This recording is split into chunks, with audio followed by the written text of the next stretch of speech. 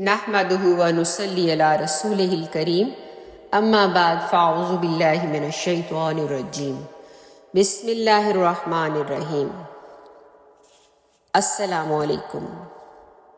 آج ہم سورۃ البقرہ سٹارٹ کریں گے انشاءاللہ تعالی۔ سورۃ البقرہ دوسری سورت ہے قرآن مجید کی،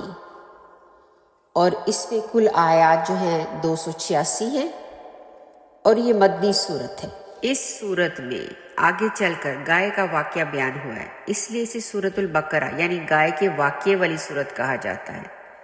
حدیث میں اس کی ایک خاص فضیلت بھی بیان کی گئی ہے کہ جس گھر میں یہ پڑھی جائے اس گھر سے شیطان بھاگ جاتا ہے۔ یہ سورت جو ہے نزول کے اعتبار سے مدنی دور کی ابتدائی صورتوں میں سے ہے، البتہ اس کی بعض آیات جو ہیں حجۃ الوداع کے موقع پر نازل ہوئی ہیں، اور علماء کے نزدیک اس میں 1000 خبر، 1000 احکام اور 1000 منہیات ہیں، یعنی کہ حرام اور ممنوع چیزوں کے بارے میں۔ تو آج ہم اس کا آغاز کرتے ہیں۔ آیت نمبر 1 سے لے کے 7 تک کی ہم ترجمہ اور تھوڑی سی تفسیر جو ہے وہ پڑھیں گے انشاءاللہ تعالی۔ تو چلے اسے سٹارٹ کرتے ہیں۔ بسم اللہ الرحمن الرحیم۔ شروع کرتا ہوں اللہ تعالیٰ کے نام سے جو بڑا مہربان نہایت رحم والا ہے۔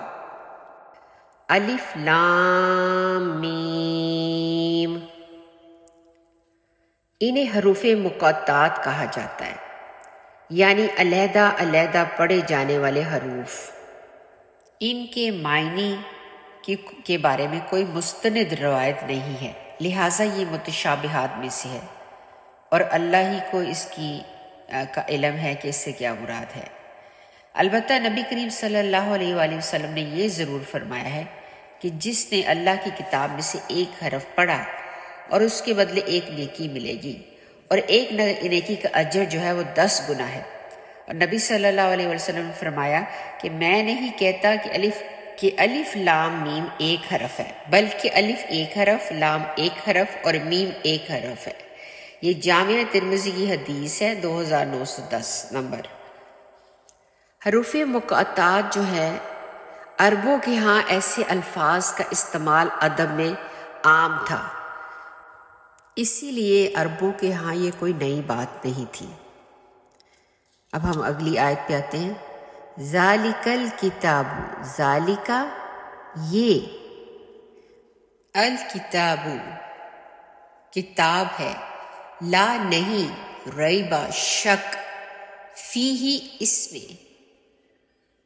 ہدی للمتقین، ہدن ہدایت ہے، لل واسطے، متقین متقیوں کے لیے یعنی پرہیزگاروں کو راہ دکھانے والی ہے۔ اس آیت کے آدھے حصے میں تو ذالک الکتاب لا ریب فیہ میں اس کتاب کی اللہ کی کتاب ہونے میں کوئی شک نہیں کے بارے میں بیان کر دیا گیا، یعنی کہ اس کتاب کے اللہ تعالیٰ کی کتاب ہونے میں کوئی شک نہیں ہے، جیسے کہ ایک اور آیت میں کہہ دیا گیا ہے تنزیل الکتاب لا ریب فیہ من رب العالمین، کہ اس کتاب کے نازل ہونے میں کوئی شک نہیں ہے کہ یہ رب العالمین کا کلام ہے، اس رب کا جو سارے جہانوں کا پالنے والا ہے، اس کی طرف سے آیا ہے۔ اور اس کے علاوہ جو واقعات اس میں بیان کیے گئے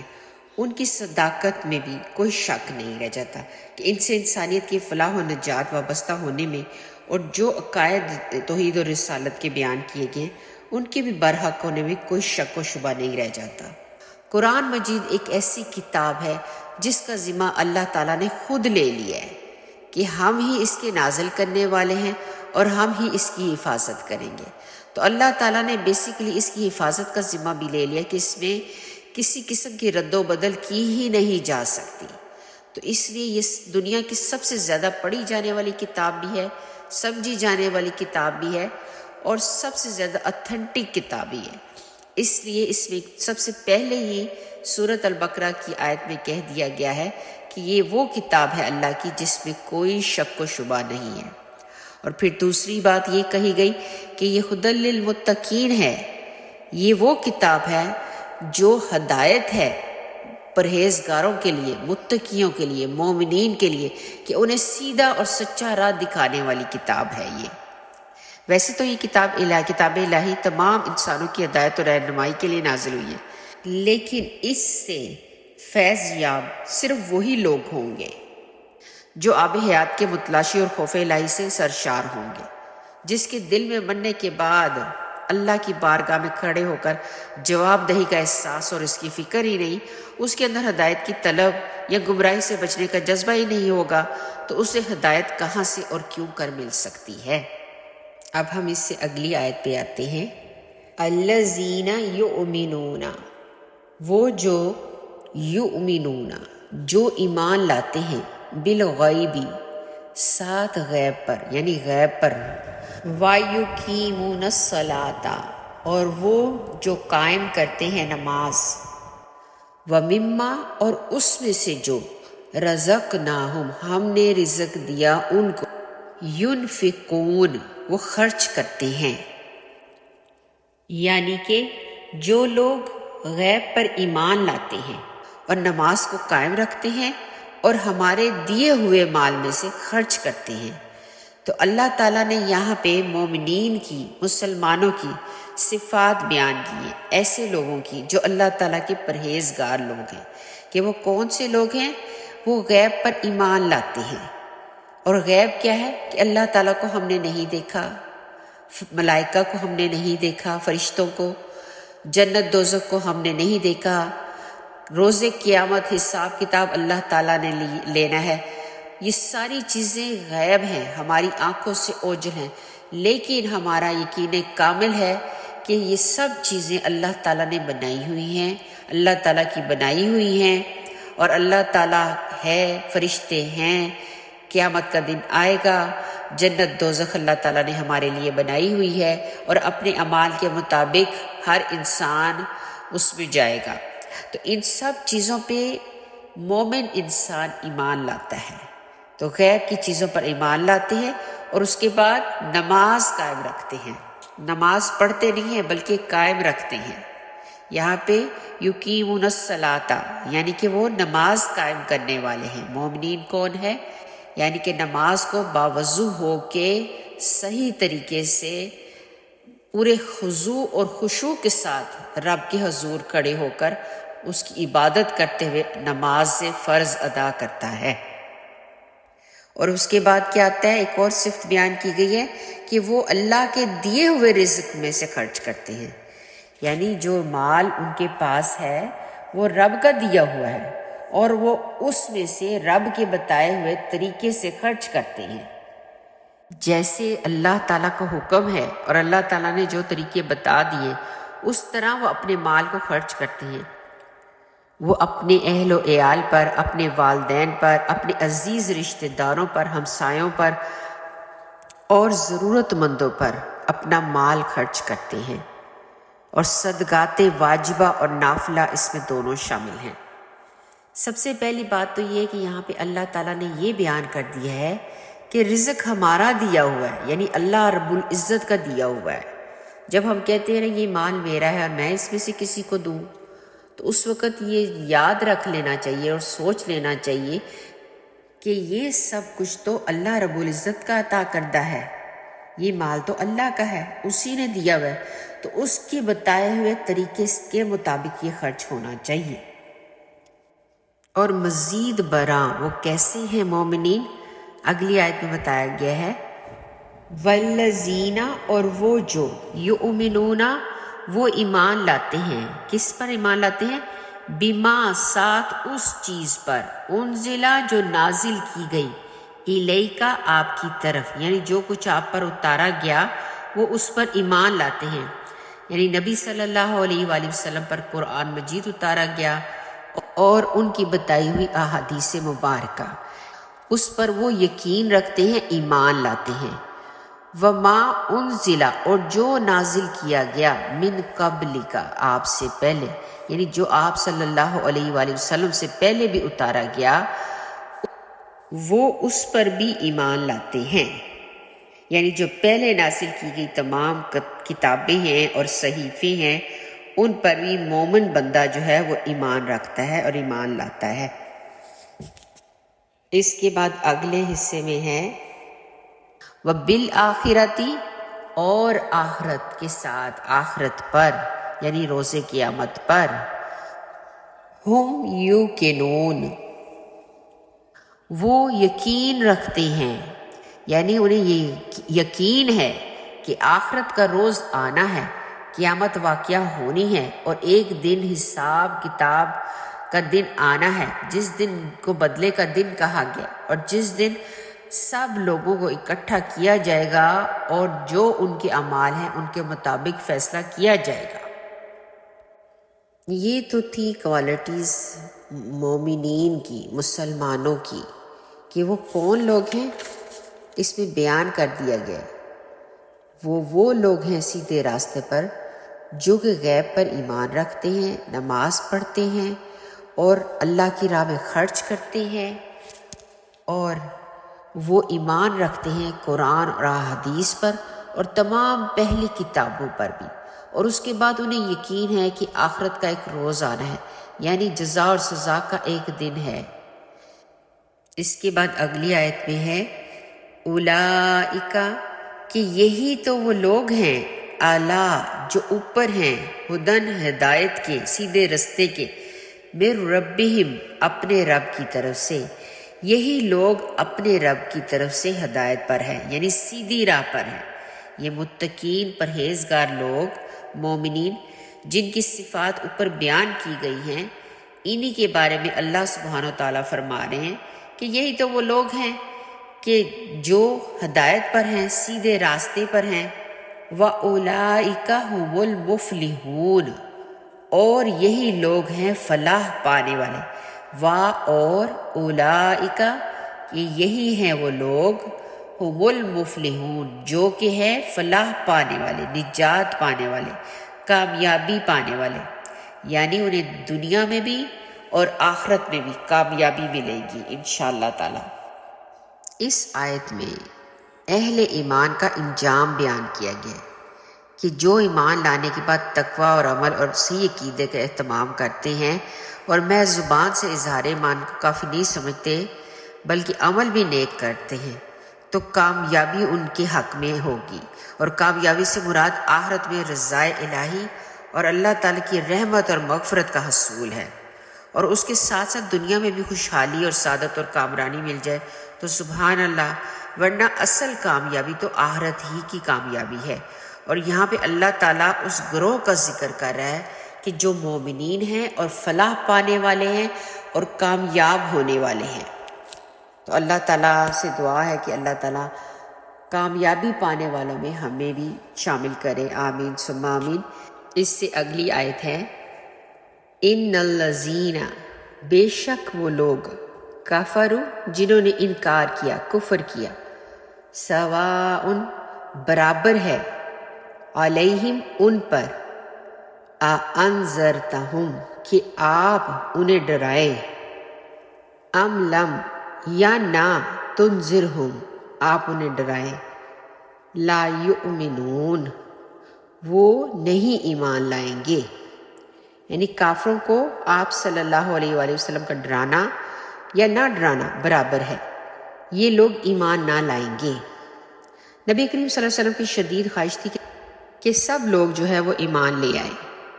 اور اسی حساب سے نبی صلی اللہ علیہ وآلہ وسلم جو ہے وہ کوشش بھی فرماتے تھے، لیکن اللہ تعالیٰ نے فرمایا کہ ایمان ان کے نصیب میں ہی نہیں۔ یہ وہ چند محسوس لوگ ہیں جن کے دلوں پر مہر لگ چکی تھی، جیسے کہ ابو جہل اور ابو لہب وغیرہ، ورنہ آپ صلی اللہ علیہ وآلہ وسلم کی تبلیغ جو ہے اور دعوت تبلیغ، اس سے تو بے شمار لوگ مسلمان ہوئے، حتیٰ کہ پورا جزیرہ عرب اسلام کے سائے میں آ گیا۔ تو یہاں پہ اسپیشلی ان لوگوں کے بارے میں بات کی جا رہی ہے کہ جن کے اندر ہی انکار ہو، جو حق کا انکار کرنے والے لوگ ہیں، جو کافر لوگ ہیں، ان کے لیے ہدایت کا رستہ ہے ہی نہیں، کیونکہ وہ کفر میں اپنے اتنا بڑھ چکے ہیں کہ وہ ہر حق کا انکار کرنے والے لوگ ہیں، تو ان کو سمجھانا یا نہ سمجھانا برابر ہے، وہ ایمان لانے والے نہیں ہیں۔ ویسے بھی وہ لوگ جو حق سے دور ہوں اور حق کا انکار کرنے والے ہوں، جن کے کانوں تک آواز پہنچے دین اسلام کی، اس کے باوجود وہ انکار کرتے ہوں، تو ایسے لوگ ہدایت پر نہیں ہوتے، ہدایت یافتہ نہیں ہوتے۔ تو ان لوگوں کو سمجھانا نہ سمجھانا ایک جیسا ہوتا ہے، انہیں ڈرانا یا نہ ڈرانا۔ یہاں ڈرانے کا مطلب یہ نہیں کہ ویسے ڈرا دیا جائے،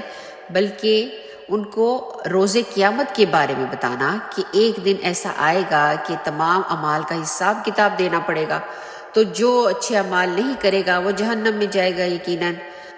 اور یہ تو ہمارا ایمان ہے کہ اللہ کی رحمت سے ہی جنت میں جایا جا سکتا ہے۔ تو جو لوگ ایمان نہیں لاتے، جو حق کو نہیں پہچانتے، اور ان کو جتنا مرضی آپ سمجھا لیں، جتنا مرضی گائیڈ کر لیں، وہ سیدھی راہ پہ نہیں آتے، وہ ہدایت کے راستے کو نہیں اپناتے، تو ان لوگوں کے بارے میں اگلی آیت میں اللہ تعالیٰ فرماتے ہیں ختم اللہ علی قلوبہم، خاتمہ مہر لگا دی اللہ نے، علی اوپر، قلوبہم ان کے دلوں پر، وعلی اور اوپر، سمعہم ان کے کانوں پر، کہ اللہ نے ان کے دلوں پر اور ان کے کانوں پر مہر کر دی ہے، وعلی ابصارہم اور ان کی آنکھوں پر، غشاوۃ پردہ ہے، یعنی ان کی آنکھوں پر پردہ ہے، وَلَهُمْ اور واسطے ان کے، عذاب عذاب ہے، عظیم بہت بڑا عذاب، اور ان کے لیے بڑا عذاب ہے۔ تو اس آیت میں اللہ سبحانہ وتعالیٰ فرما رہے ہیں کہ اللہ نے ان کے دلوں پر اور ان کے کانوں پر مہر کر دی ہے، اور ان کی آنکھوں پر بھی پردہ پڑا ہوا ہے۔ ان جیسے لوگوں کے لیے بہت بڑا عذاب ہے۔ تو یہ ان کے عدم ایمان کی وجہ سے یہ کہا گیا ہے کہ وہ لوگ حق کا انکار کرتے ہیں، اور ان کے کان حق بات سننے کے لیے آمادہ ہی نہیں، اور ان کی نگاہیں کائنات پہ پھیلی ہوئی رب کی نشانیاں دیکھنے سے محروم ہیں، تو اب وہ ایمان کس طرح لا سکتے ہیں؟ ایمان تو انہی لوگوں کے حصوں میں آتا ہے جو اللہ تعالیٰ کی دی ہوئی صلاحیتوں کا صحیح استعمال کرتے ہیں۔ اس کے برعکس لوگ جو ہیں وہ اس حدیث کے مصداق ہے، اس حدیث کے جیسے ہیں جس میں بیان کیا گیا کہ مومن جب گناہ کر بیٹھتا ہے تو اس کے دل میں ایک سیاہ نقطہ پڑ جاتا ہے۔ اگر وہ توبہ کر لے اور گناہ سے باز آ جائے تو اس کا دل پہلے کی طرح صاف شفاف ہو جاتا ہے، اور اگر وہ توبہ کی بجائے گناہ پر گناہ کرتا چلا جائے تو یہ سیاہ نقطہ پھیل کر اس کے پورے دل پر چھا جاتا ہے۔ تو یہی وہ زنگ ہے جسے اللہ تعالیٰ نے فرمایا ہے کہ ایسے لوگوں کے دل حق بات کو تسلیم ہی نہیں کرتے، گویا کہ ان کے دلوں پر اور ان کی آنکھوں پر اور ان کے کانوں پر مہر بھی لگ چکی ہے اور پردہ بھی پڑا ہوا ہے کہ وہ حق بات کو قبول ہی نہیں کر سکتے۔ تو جو قبول ہی نہیں کرنا چاہے گا، اللہ کا انکار کرے گا اور ایمان نہیں لائے گا، تو یقیناً وہ ایک بڑے عذاب کا سامنا کرے گا۔ تو اس پورے رکوع میں جو ہے اللہ تعالیٰ نے دو گروہوں کا ذکر کیا ہے۔ ایک گروہ وہ جو مومنین کا ہے، ایمان لاتا ہے اور پھر نیک عمل بھی کرتا ہے، اور جس کا اجر اللہ تعالیٰ نے کہا ہوا ہے کہ وہ کامیاب لوگ ہوں گے اور کامیابی ملے گی، اور کامیابی امید ہے کہ اس دنیا میں بھی انشاءاللہ اچھا ہوگا اور آخرت میں جنت الفردوس ملے گی۔ پھر دوسرے گروپ کا جو ہے گروہ کا اللہ تعالیٰ نے ذکر کیا ہے کہ ایسے بھی لوگ ہیں جو حق بات سننے کے باوجود سمجھنا نہیں چاہتے، ایمان نہیں لاتے، کافر ہیں، انکار کرتے ہیں۔ تو اللہ تعالیٰ نے ان کو اپنے عذاب سے بھی ڈرایا ہے کہ ان کے لیے تو ایک دردناک عذاب ہے، اور چاہے ہم جتنا مرضی چاہیں ان کو نیکی کی طرف راغب کریں، لیکن ایک تو ہدایت اللہ تعالیٰ نے کے ذمہ ہے کہ اللہ تعالیٰ خود ہدایت دیتا ہے، دوسرا ہدایت سے دور ہوتے ہیں وہ لوگ جو ہدایت کا میسج آنے کے باوجود، نیکی کی طرف بلائے جانے کے باوجود، حق کو سننے اور سمجھنے کے باوجود ایمان نہیں لاتے۔ تو ایسے کافروں کے لیے دردناک عذاب کی اللہ تعالیٰ نے وعید سنائی ہے۔ تو ہم اللہ تعالیٰ سے دعا کرتے ہیں کہ اللہ تعالیٰ جو ہے وہ ہمیں مومنین میں شامل کرے، اور ہمیں صحیح ایمان لانے کی اور اس پر عمل کرنے کی توفیق عطا کرے، اور اللہ تعالیٰ ہمارے اندر سے برائیاں ختم کرے، آمین ثم آمین۔ اور آخر میں اب ہم اس کو ایک دفعہ پڑھ لیتے ہیں۔ بسم اللہ الرحمن الرحیم، الف لام میم، ذلك الكتاب لا ريب فيه هدى للمتقين الذين يؤمنون بالغيب ويقيمون الصلاة ومما رزقناهم ينفقون والذين يؤمنون بما أنزل إليك وما أنزل من قبلك وبالآخرة هم يوقنون صدق الله العظيم.